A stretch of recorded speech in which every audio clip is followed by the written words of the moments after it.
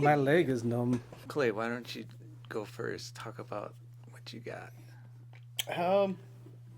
Well, from what I know, it's a custom Pepe Romero tenor ukulele. I didn't really get to go over the spec sheets or anything. It's Spruce and Rosewood and this is Rosewood? Oh yeah.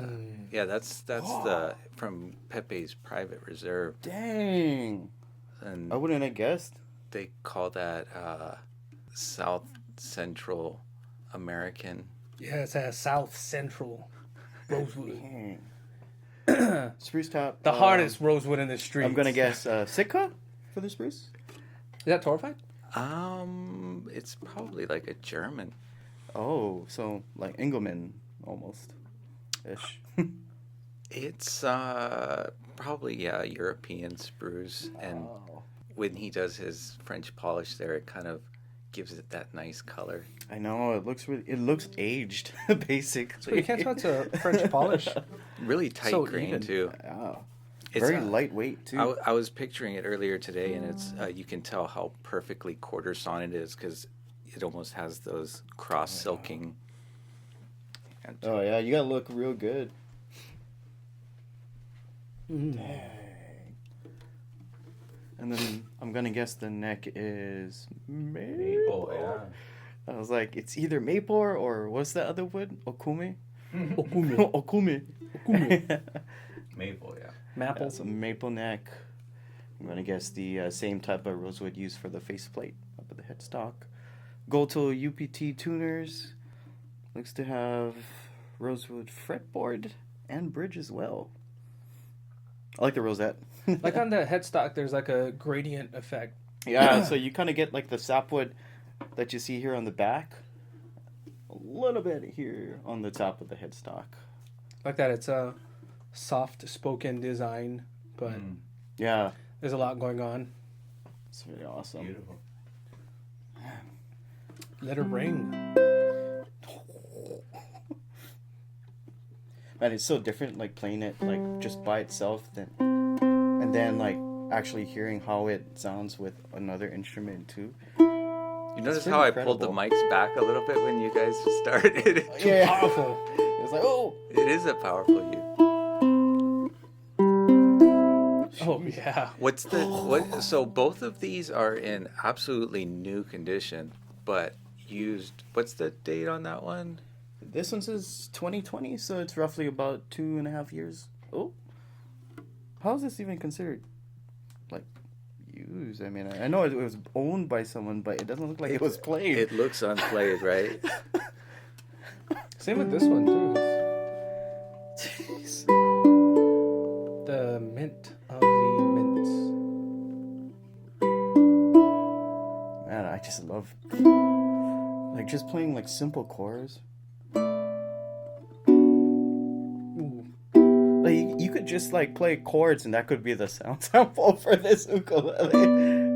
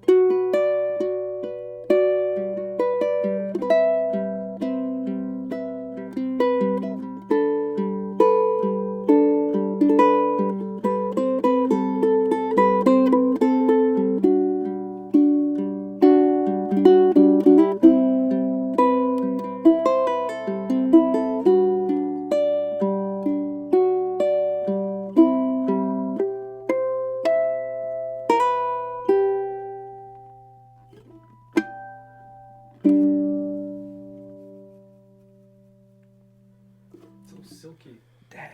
Sounds so good. That's awesome. You know, when you were just playing the chords at the beginning too, and just hearing it ring out and all the overtones, wow, beautiful. Like this level of, I guess, tone that you get from this instrument is really meant to be played and heard. And it's aged 2 years. Oh yeah.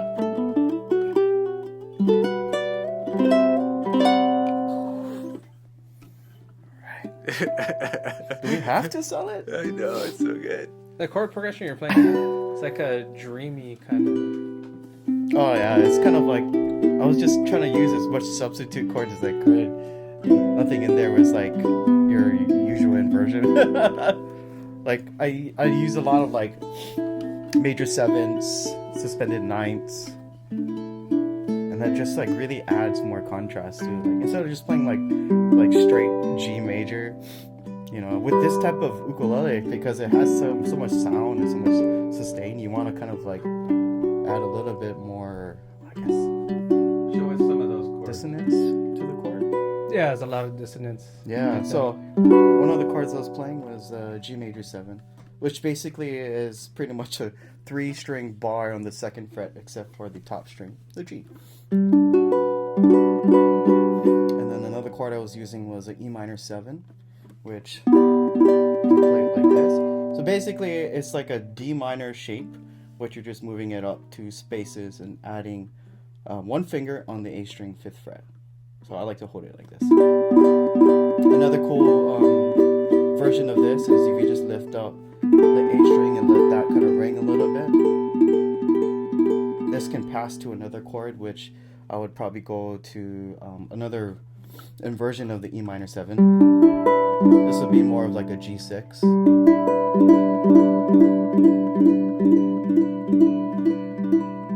And then for the 5 chord, the D, I would choose to play some of the, maybe one like this, which is kind of like a more simplified version of D. So you're making this a suspended chord by adding the E without having to stretch any finger. In fact, you're just lifting 1 finger off. And then instead of C, I would play like a C major 7, like this. I would kind of do like almost I would add I would double up on the G here, so you have the octave here. Another way you can do this is if you really want to try this chord. I love the sound of this.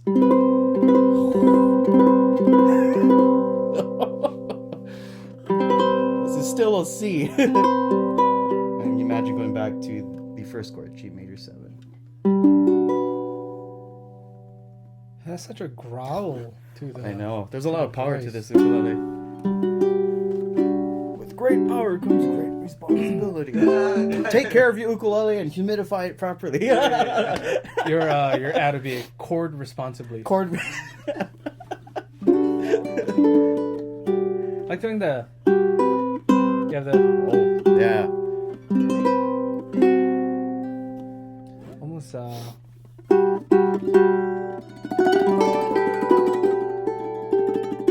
That's like same as this, but just different voicing. It sounds better on an emoji with this instead of. You get that real deep G.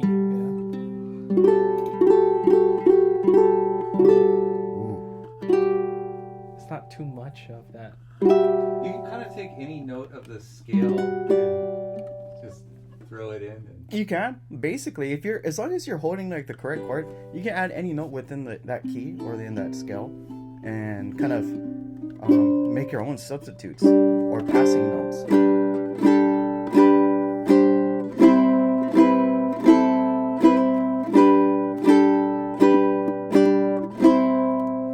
Little tips.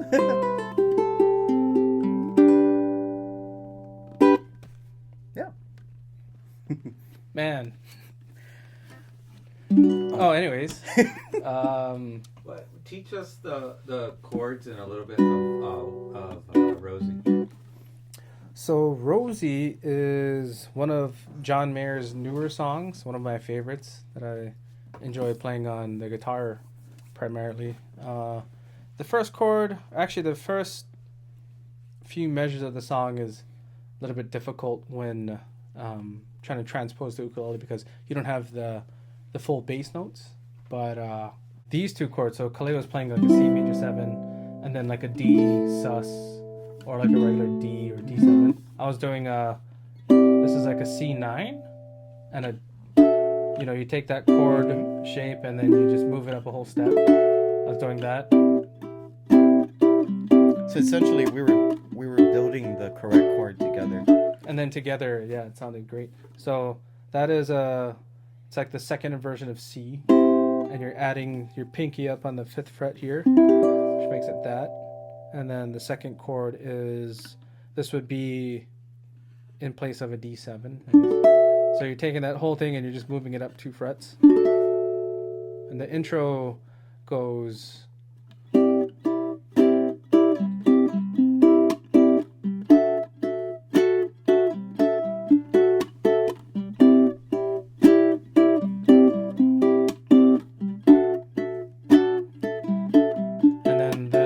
Melody back to the first chord, the melody goes.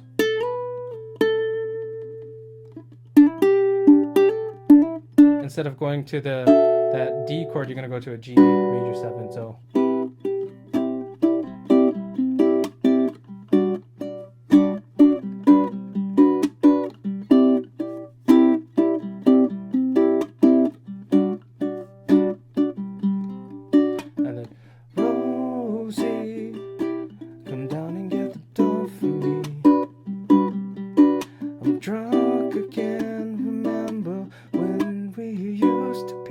then after that, it goes into like this little bridge section, which is a B minor. Or I played like a B minor 7 to an E minor. Back to the B minor to a B flat if you wanted, or a B flat major 7 to a D sus if you wanted. Then back to the intro chords.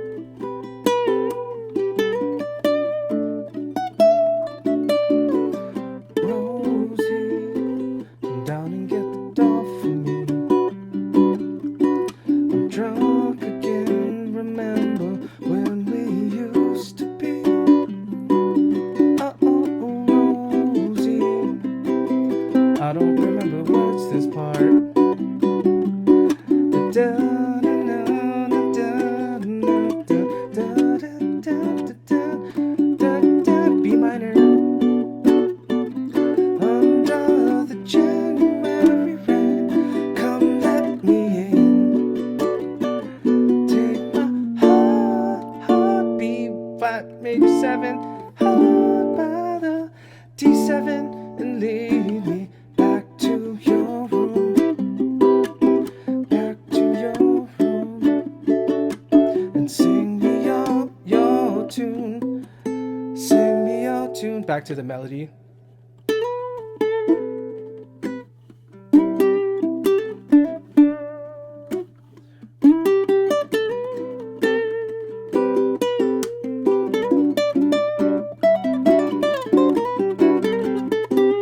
Yeah, so those are basically the chords.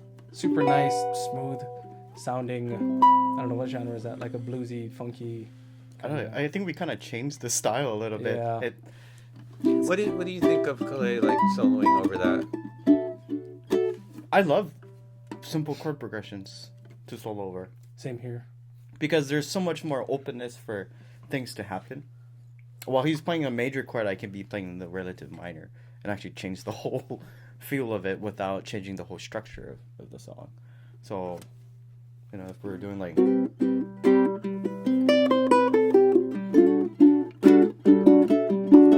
And because this is a low G, you get like really nice, like, especially in this key, because like the key of this song or the chords, we're in the key of G, and we already have like an open low G readily available. So why not make use of it? It's cool. Most of the chords you can get away with the the open low G. Yeah, you can just keep it all open.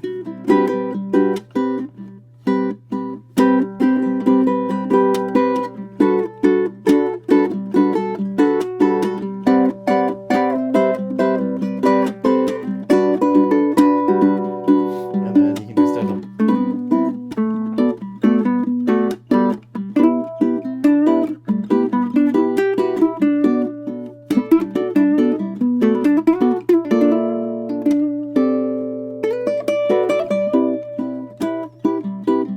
because like you're doing most of the rhythm, so I don't have to be so like robotic, and because there's only mostly two chords playing the whole time, you can give a lot of space in between your phrasing when you're soloing. Speaking of space, you have a lot of option for chord voicings. Like I was doing this for a little while. Mm-hmm. All you're doing is moving the top up a whole step. You can even do stuff like Yeah. Get a little jazzy if you want. When you guys, one of the things that I appreciate that you guys do really well is like when you're trading off a solo and coming back to the rhythm. Can you talk about that a little bit? What I mean goes. Yeah. So essentially, when it's your time to solo, basically you're taking the spotlight. You're taking the lead or the initiative, and everyone's kind of following you. But once you stop soloing, once your time or your spotlight is done, you had your time to say what you needed to say musically, you need to be able to pull yourself back. Yeah, so when you were doing the rhythm,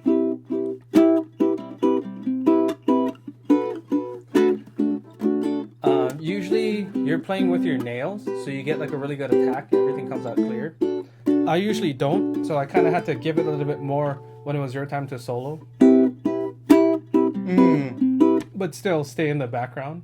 Yeah. It has a lot to do with control, right? Like control over a lot of control. your volume. But talk about the transition is what I'm like.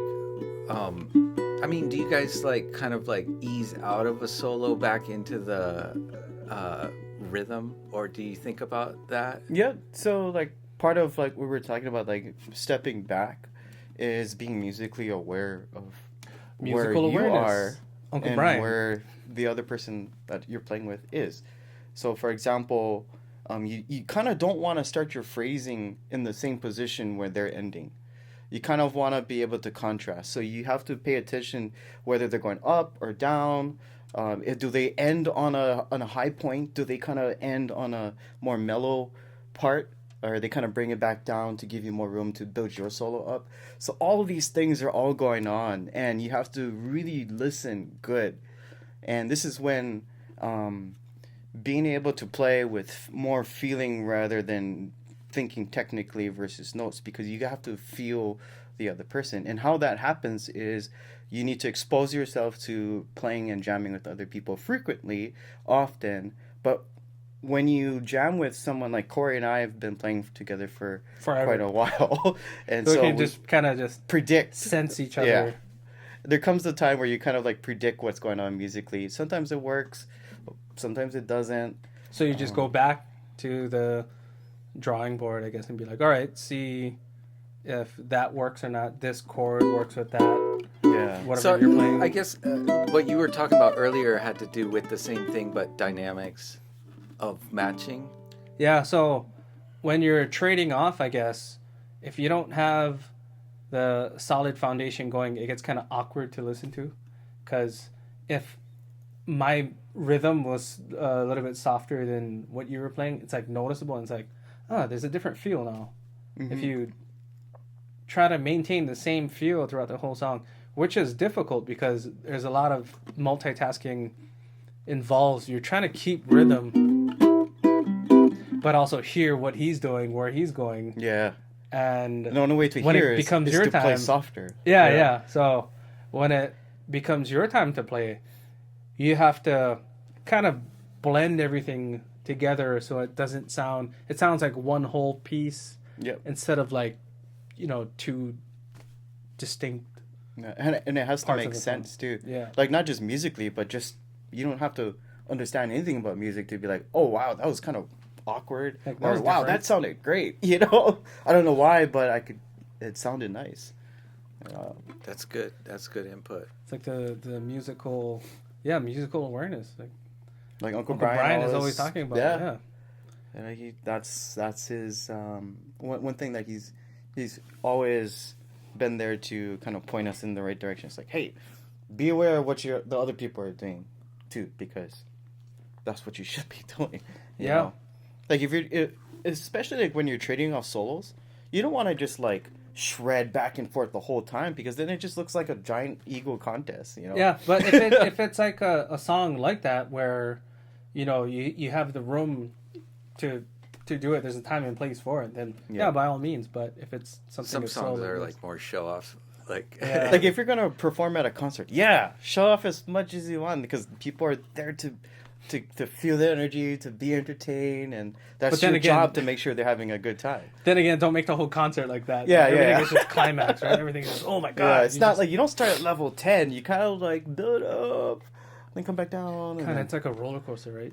You don't want just a roller coaster that's just straight 100 feet, just down to, you know, it's like, that was cool for some people, but part of the experience is, you know, it's got to be taking it musical slow all the way. Yeah, you don't want to be like, oh wow, that first song was good. you know, there's like a level of exhaustion that your ears go through, and you kind of want to offset it with slow stuff like that.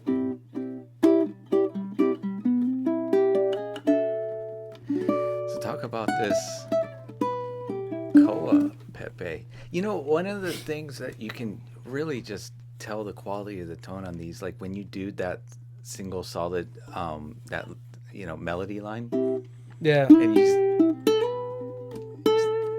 digging in those like single notes. It's so fat. Yeah, it doesn't crap out when you like really slap. It responds well.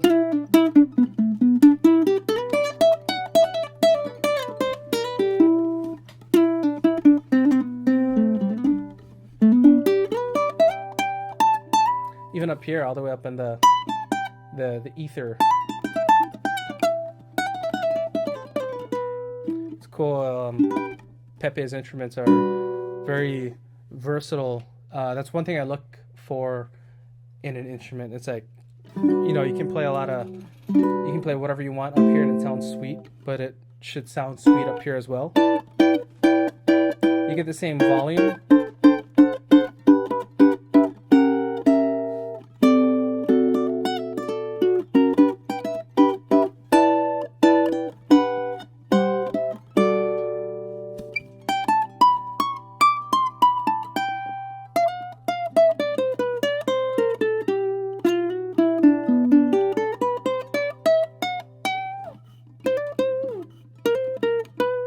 So I'm not used to 12 fret to the body.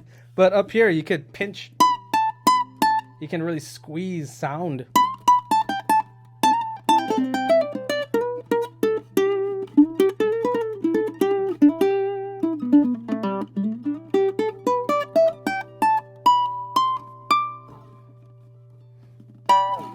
Yeah. So that's one of the other things that go into making a fine handcrafted instrument like this one. This is an all solid koa tenor.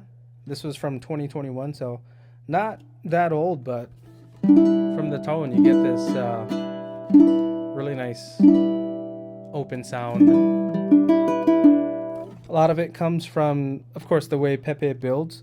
This has the skin bracing on the back, as you can see, very thin layer of spruce so that you don't have to use bracing. You know, it takes off a lot of the weight, adding to the resonance, which is great.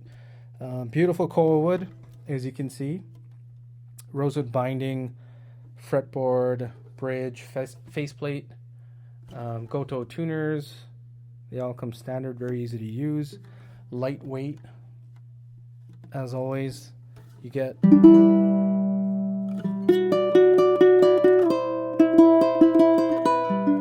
a sound that just delivers all the time, depending on no matter what you play.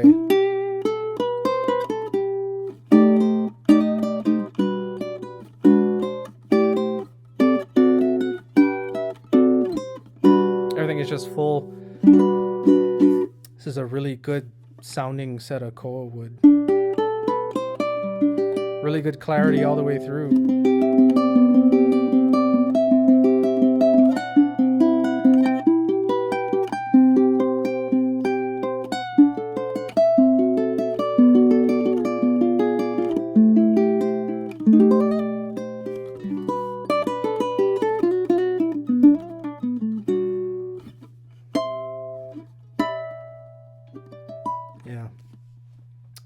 Fluorocarbon strings. This is the UT2 set, which comes with a smooth wound gold string from Labella. One of my favorite string sets of all time. I still use this alongside the Aho Ko'olau set.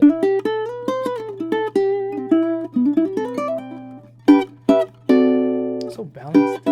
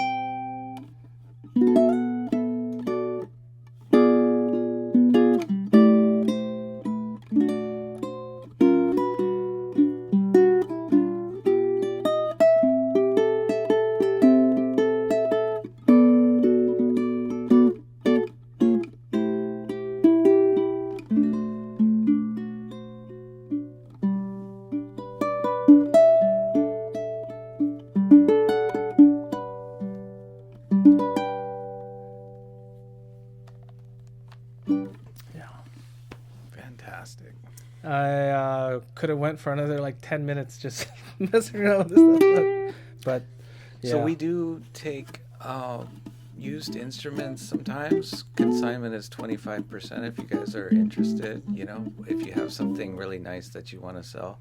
It gets a little tricky the more used it gets. It's nice when they're brand spanking new looking like these yeah. guys. There's not even scratch marks where you would usually strum. There's no pick guard on here. Yours has This one has pick guards. This one doesn't. Pristine Pepe Romero customs. So these will be up on the website by the time I put up the podcast. The next company I want to feature, you know, I mean, for our future generations, the problem with wood is it takes 50 or 100 years for a tree to grow into what it needs to be. The musical industry, like guitars and ukuleles, are tiny fraction of the wood that's being used, like in the furniture and building world. But still, the next company I want to feature addresses that with a much more sustainable product that also these handle like great volume and projection. So yeah, let's check out some new Blackbirds. Oh yeah. Are these two different models? Yeah, yours has a side port and mine doesn't. Yours is the gloss. This is the satin. Yours This is the. That's the regular semi-gloss, Farallon. The regular. This is the satin. That satin one port. is the full satin body and with the side port like that. Why don't you guys jam a little intro on these two for us? So I'm just gonna do a little ASMR. Sorry.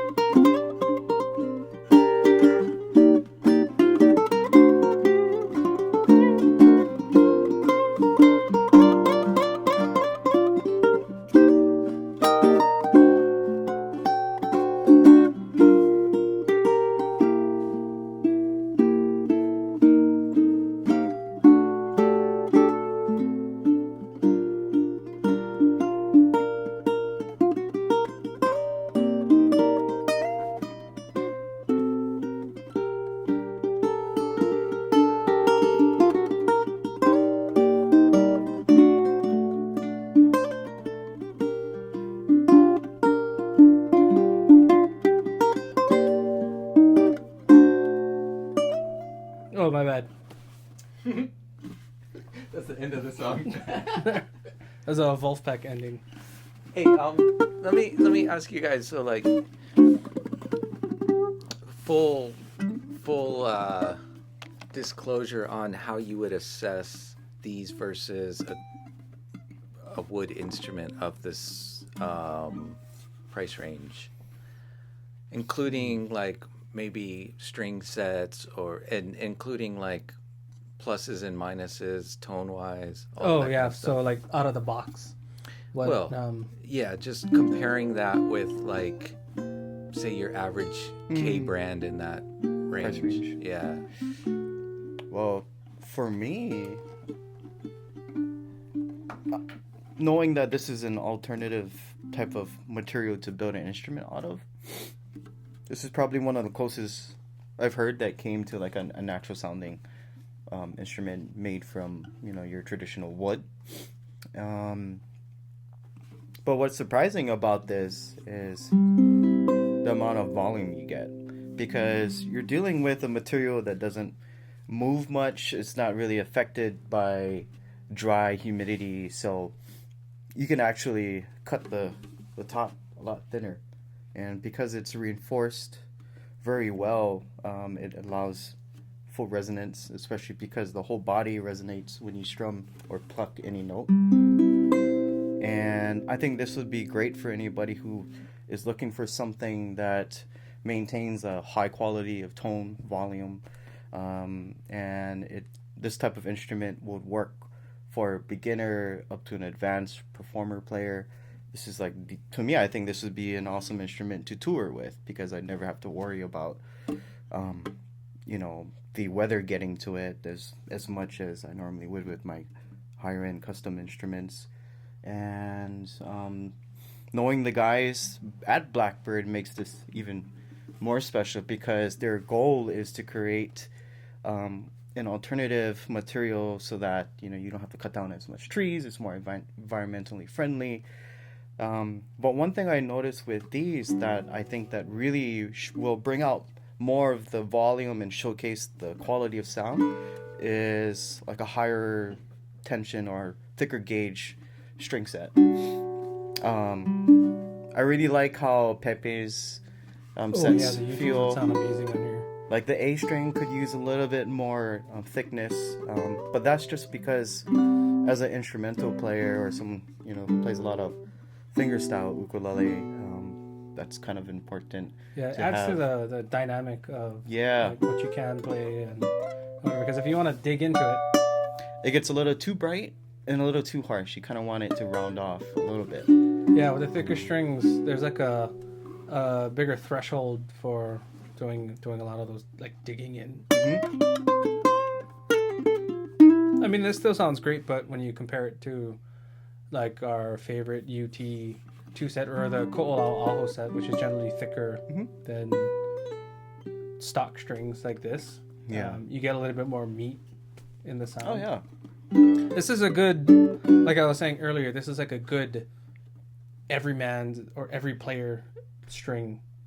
Right out of the box, it sounds good. And for me, if you didn't know that this wasn't made of wood, you would just think it's a very good instrument. Yeah. If you just were blindfolded, they had no, you know, experience with Blackbird instruments, you probably would think it's made of wood. Yeah, you just do one chord, you're like, oh my goodness, that's vibrant, it's full. The sustain is very good. There's no wood on this instrument at all. Everything is the e-koa is plant fiber that's pressed, and they're put into sheets like a fiberglass or like a carbon fiber, which they used to make. This bridge and fretboard the bracing material is still carbon fiber. Oh yeah. The bridge and fretboard is made to look a lot like ebony, but is not ebony at all. This is what do they call it? Ricklite. Very durable. It's probably the best alternative to ebony. Ebony is a very it's not an endangered species yet, but a lot of the ebony supply is depleted through the manufacturing of instruments, right? So I bet the instrument industry is a tiny percentage of that, but that's like true. 2%. The rest Probably is all furniture makers. Oh yeah, probably Imagine that, an ebony sofa Oh, or an ebony desk. That'd be like a $30,000 couch. Well, you know what's crazy is for years they were like, if ebony had like white streaks in it, they were rejecting it. Like they were just burn it. Because you wanted it to be flat black. Yeah. Yeah, anything with the streaks are like, it's not good enough. But now it's like, ooh, black and white ebony. This is so cool. Yeah. You know? Where's the... Oh, we don't have that here. Andrew's specialty. Ooh. Chuck Moore. The bamboo one. That hasn't been here in a long time. That's my house uke. What do you Yeah. think? But something like that. That's a is different sought thing, after though. now. But just like the streaks, because like Bob Taylor is one of the ones that originally was like, look, we got to start. The mental frame here of it having to be stark black all the time has to change because Yeah, changing the psychology of the buyers or the consumers. It's like this is also still very good wood. it's not less dense or anything. It's like In fact, there's more character in the wood. It's more unique. Yeah. anyway, it's kind of a sidetrack, but Anyways, I thought it was ebony, but then thinking back on Joe's approach to sustainable materials used, and then learning the first time that this isn't ebony is pretty mind-blowing. It looks a lot like ebony. It's the same color. this is not wood. If he put an ebony fretboard on there, like your frets are going to start getting sharp as it gets dry and all that kind of stuff. Yeah. So it's not affected by those things. It's awesome. The neck is hollow. You can stick a camera through here and just see through the whole thing. You can see all the light coming through. This is super cool. It's a small camera. Wait, is there a hole that... Yeah, it does, yeah? Because, yeah, that's right. Anyways, the satin Blackbird Farallon with the side port. So the satin, what it does is it gives this kind of continuity to the look. And it also adds another sealant for if you live in a humid place. There have been instances where this would be beneficial for you. Extreme humidity can sometimes affect the normal Blackbird finish, but not many people experience extreme humidity, but there are places. Indonesia? Oh, yeah. Singapore. Oh, yeah. It's really humid there. It's cool. It's the consistency of the instrument throughout time. It'll just be like this. As long as you take care of it, you don't drop it. You don't put it in an oven or stick it in. I mean, you can actually stick it in the snow, right? It'll be fine. Expose it Just to don't let the extreme snow melt environment. on it. Just throw it in the bonfire. Yeah, if you happen to be an astronaut in the International Space Station, you take can that. just throw it in space and, One earlier you one were talking chord about for how man. you're trying to make sure I don't have to edit out too much in the podcast. I think that's keepable material, right? I hope. It didn't sound. It wasn't offensive or anything. I think it's fine. Yeah. All right, give us a sound sample on this guy. Let me get this tuned up real quick.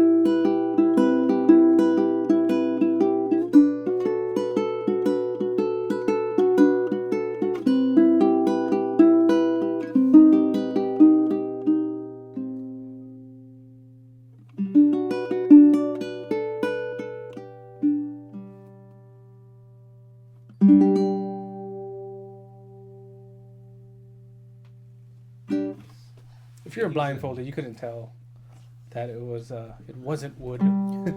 Well, here's my thought: is like it has a certain like color and tonality to it. Not to say not wood-like, but just the way every brand kind of has its own sound. Like they have their own sound, so it's a nice sound. It's just different, you know. So does it sound close to a Toda ukulele? That kind of the way it responds? No, I don't hear that. That's what you hear? Just a little bit of it. Maybe it's the remnants of that kind of. Oh, yeah, a little bit. Just a little bit. I don't know. I think it might be the string set that kind of, Yeah, you that's know. true. But They have their own sound to me. Yeah, totally. it's kind of like the Toda sound, but with a little bit more bass. And less of that high frequency. Yeah, it's that not comes as through. bright. I hear the Toda's a lot more mid-range though. Oh yeah, Like- yeah. Punch a little Like bit this more. sounds like kind of close, but once you put this, it's just like whoa. Yeah. It's like hitting the low G on a piano. It's like boom, but you know, with a hammer. It's all G. Well, technically, they're all hit by mini hammers, right? Yeah, pretty much.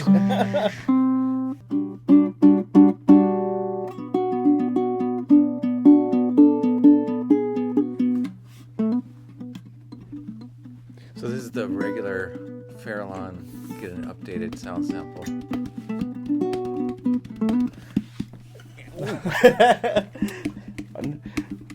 See, not only is it good for strumming and picking, Yeah, yeah. but If you want to get creative.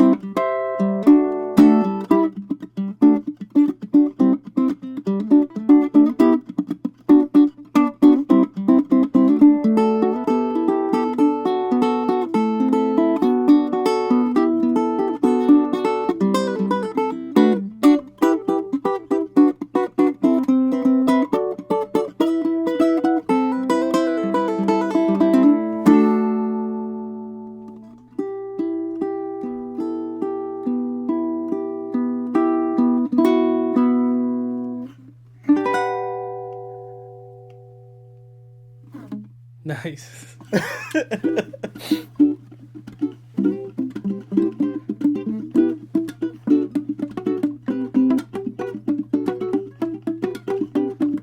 Talk about that palm muting, like how you use that.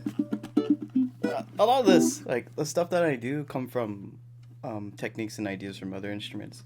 A lot of times, fingerstyle guitar players, or it's done more on a guitar than it is on an ukulele, where you're doing like mutes. And on the ukulele, it's actually very challenging because, for one, it doesn't have as much sustain as a guitar. Two, the string tension is a lot higher, so to get a nice like half muted sound is really hard. What I found was placing your hand or your palm kind of like around where the saddle is on Just the bridge. Ever so slightly. Yeah, because you don't want this. What's You cool is like just what I gotta noticed. move it You back. need this kind of instrument for that style because it has a very like punch. Yeah, there's a lot On of the low pop, end. like a lot of pop that comes out from it. Because normally when I'm, even with like my personal instruments, like this, it wouldn't is come out acoustic, so too. like fat and full as it is on this ukulele. So what I'm doing is a lot of times when I'm doing these palm muting, like I said earlier, I'm just placing my palm around the saddle, and that allows for you to get that mute sound with a little bit of sustain. It's like that attack is like oof, and then it immediately drops down. Not a lot of instruments can do that. And then what I'm doing too is like I'll do like.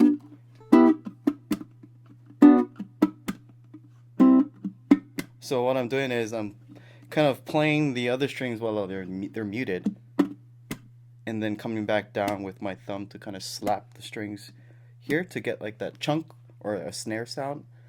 But there's so much things going on. My left hand is actually like, muting it too, cutting down the sustain at the same time while this is creating that tone. So it goes.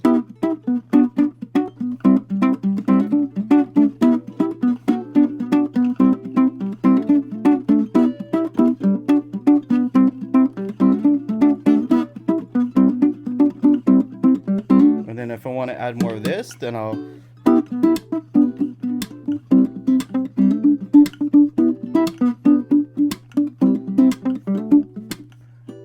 So there's a lot of quick playing and a quick release, attack and release. You gotta get used to thinking like this. With the left hand, you're letting up after each hit so that it doesn't sustain. Yeah, pretty much.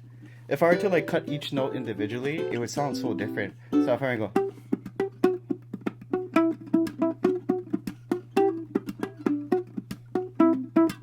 And then one more string.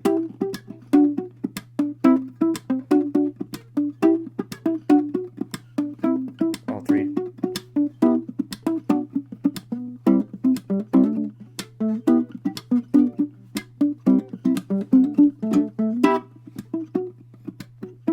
If you get that technique down, though, it's just like you got a drum machine with you. Yeah, I mean, the only thing is that once you go off beat once, it's very noticeable. Yeah. Because everything before and after just gets like all like jumbled. It's almost like a Latin kind of feel, right? That... Yeah, it's almost like.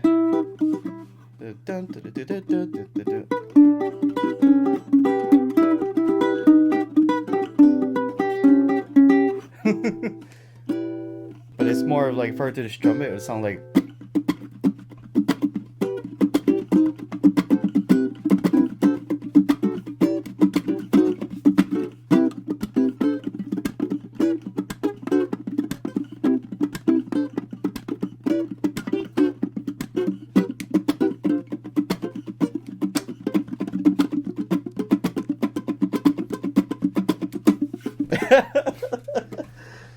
Fun percussive styles. If you want to get more into this, check out Don Ross and Andy McKee. They do this technique a lot. And Andy McKee. So next, I wanted to kind of feature baritones that are a little bit oddball baritones. I won't say oddball, but they're a little bit different. In a good way. Oh, yeah.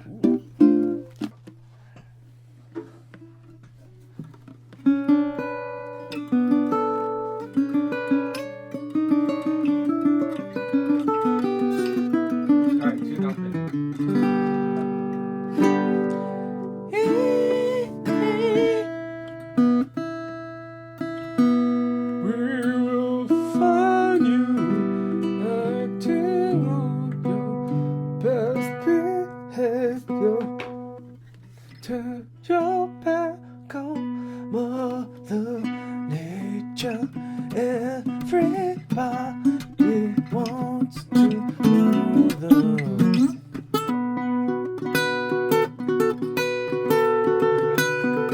What's the name of the band? Let us, yeah. yeah. Let us rejoice in the greatness known as.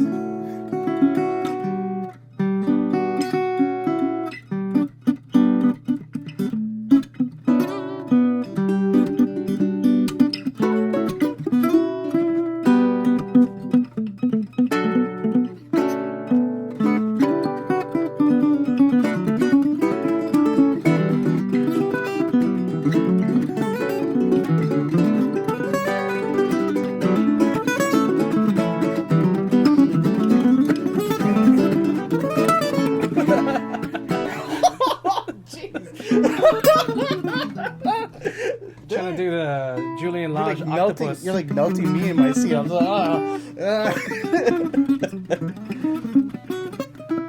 Oh man, I don't think I can ever play like Julian. What a beast! You're just a different beast. Like not so intimidating one. Like you come across me. Oh my god! Wait, you're not gonna eat me, right? You're just gonna kind of like make like you're gonna eat me. Just kind of scare me a little bit. And then sorry, that's all I got. Like Shrek. Nobody's afraid of me. Get out of my swamp! I'm a beast. Roar! Oh, you guys didn't run away. You guys like magic tricks?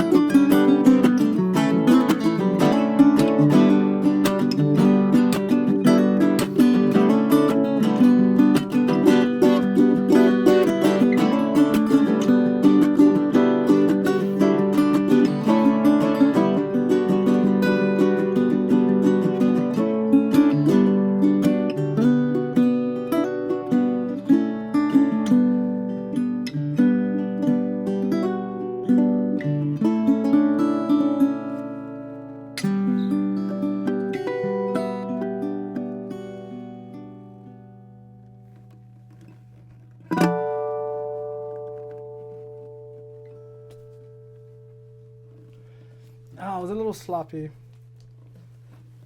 That was cool. Did that pass the Yeah, that was fun. frick? Well, That's such a I mean, powerful right when you guys song. started Song. that, I was like, oh, don't even try with these two instruments. That's gonna be crazy. But you pulled it off. Hey, we actually, like, because we've done this song together, we ended up switching roles. Because usually he's doing the guitar part, which is a lot of the rhythm, and I'm doing a lot of the melody lines, and we just switched. It's awesome to be able to like experience what it's like to be on both sides of And then the that sounded song. really cool with the this instrument because it had that sound. Yeah, it had the guitar like really deep. There we go.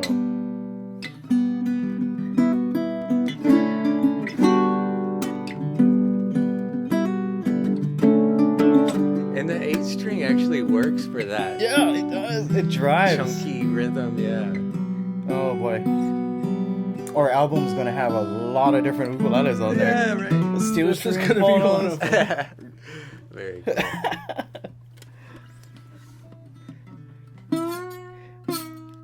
Oh, get old timey. Oh, I gotta do it with the beer can. Yeah. No. Maybe not. That didn't sound like Liquid Aloha. Got that Delta blues. It's funny because they use like medicine bottles, but it's like, what kind of medicine coming in your bottles? Yeah. It's when they used Coca-Cola was was medication back then. Had enough amphetamine to No. numb you. Drink it. Oh, I think I feel good. Wait, this is normal. So the UL4-2 is the Cedar Mahogany steel string big baritone. Yeah, if you just want just a different sound from an ukulele, because this doesn't sound like an ukulele or a guitar. No. It's a instrument in its own league. You could switch up the string set a little bit and do tenor guitar tuning with it. It's about that. Oh, yeah. Yeah, I mean, tenor guitar is usually another inch scale, so, but, pretty much the same thing too. Yeah, you can get away with If you play that, but for most ukulele players, it's D, G, B, E. yeah, you Give play you all all the your same regular voicings shapes. and stuff.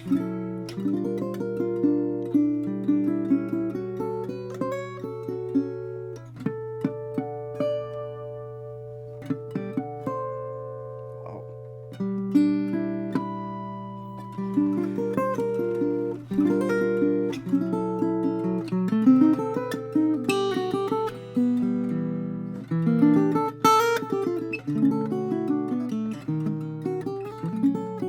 Oh, wrong chord, sorry.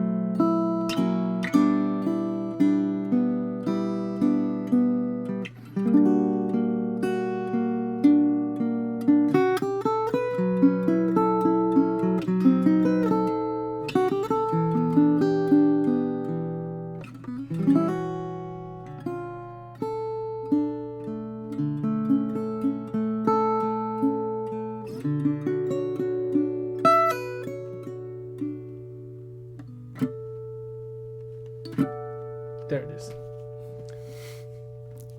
It's like all the sustain you could ever want. I know. Yeah. And the intonation sounds really nice, too. Very well made instruments. Indeed. Because of the steel strings, you can play up there and not lose any sustain. Yeah, you get.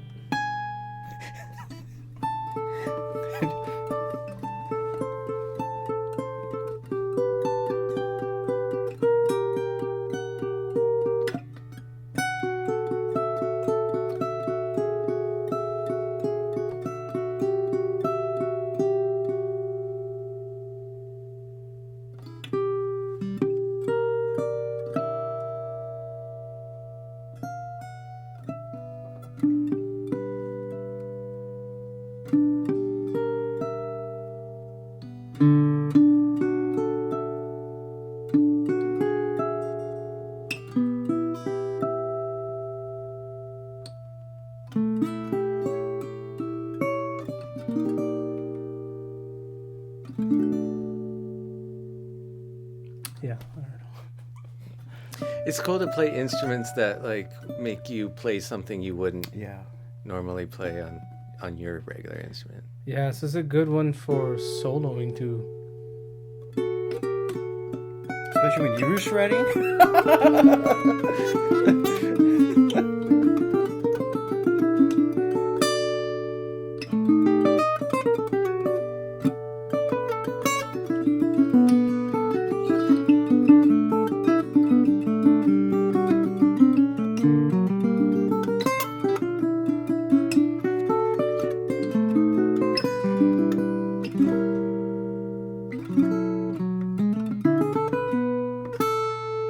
Oh.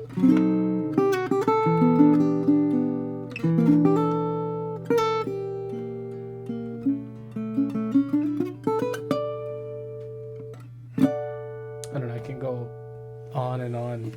So the Pono Baritone UL steel string, the UL comes in nylon and steel. The scale is, I think, 21.4, so a little bit longer scale, not too much, but you get a little bit bigger body too, and so you just get a kind of super baritone kind of thing going. And yeah, with the steel, it sounds great. And Kalei's playing a model that we need a sound sample of. We've had the similar instrument for a long time, but they kind of updated the model a little bit. Talk about this guy. So it's been a while since we got a 8-string baritone from Kala, and I was kind of always a big fan of these due to how unique they sound, and you don't come across too much 8-string baritones anyways. And so as a very cool sound tone, very deep, but what's unique about 8-string baritones is just as a 8-string tenor is strung up, there are a few strings over here that are octaves apart. So the D, you have a high and low D, the G, high and low G, and then the E, so D, G, the B, and the E strings are actually all just doubled up. So you kind of get like an illusion as if there's more than one person playing. And because it's been a while since I played one of these, a lot of ideas end up coming to mind as far as like song arrangements and chord voicing sound very unique, and you can only get that type of voicing on an 8-string, 6-string instrument. It doesn't sound the same on the 4. So for example, once I tune up, I'll play you guys I think this would be on baritone, would be considered like a D chord that I'm about to show you guys.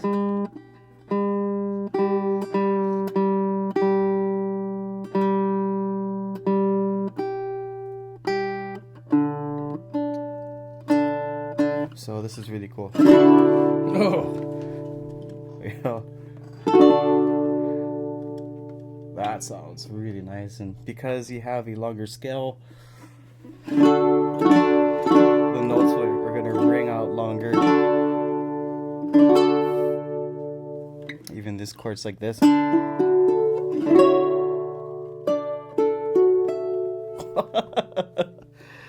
And a lot of it has to come from the type of wood that this is constructed with. It comes with a solid cedar top, laminate acacia back and sides, which also cuts down a lot as far as like the sale price is going to go. So this is a very affordable satin mahogany neck, and it looks like they got, was it rosewood bridge and fingerboard.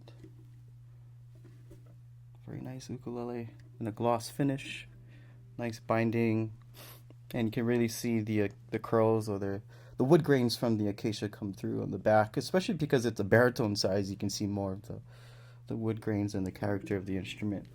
But enough talking. How about kind of showcase this instrument? Like I said earlier, this works really nice for chords. So instead of doing a lot of picking, this would be a different type of sound sample than I normally would do.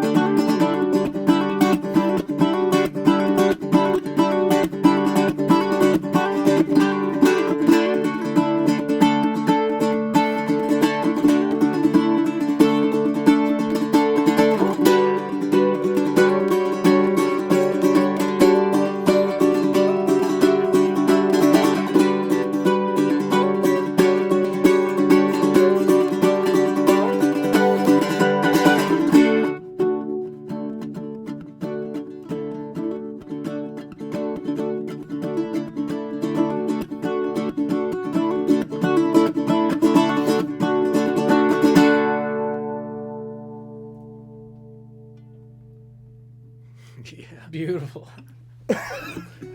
Wow, that got intense. Oh, it's this like we were just talking about, you know, like what you said. Sometimes a different instrument will inspire something totally what you wouldn't expect to play. The rhythm stuff is extra fun with 8-string too, right? It is. It's just so much. And you can dig. Oh, I hope I Into didn't it. clip the mics. I mean, this No. thing was just growling. I was like, "Ah." It was perfect. That It's was well worth the $300-something price tag. No doubt. Yeah, for sure. We really appreciate your guys' support. Thank you so much for watching our videos and sharing them with your friends. And just let us know however we can help with anything ukulele. And we will see you again in probably a few days, maybe a week at the most. Yeah. Aloha.